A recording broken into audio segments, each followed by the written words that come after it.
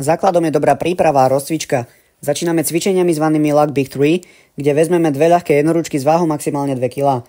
V ľahu na bruchu vykonáme 10 zdvihov v 3 rôznych pozíciách. S dlaňami hore, s dlaňami dole a v pozícii písmena T.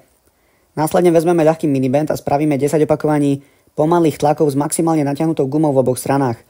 Na ďalšie cvičenie využijeme kettlebell v obrátenom držaní, s ktorým vykonáme 10 opakovaní každú stranu. Snažíme sa imitovať dráhu pohybu ako pri benchi. Oba pohyby môžeme aj spojiť a kettlebell tlaky urobiť aj s minibandom, čo ešte viac potrápí stabilitu ramena.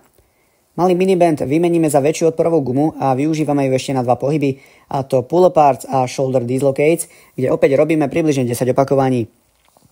Potom všetkom môžeme pristúpiť k tej najdôležitejšej veci, a to warm-up sériám, kde najprv urobíme 8 opakovaní so 60% pracovnej váhy, po prestávke 4 opakovania s 80% pracovnej váhy a následne ešte 2 opakovania s 90% prvej pracovnej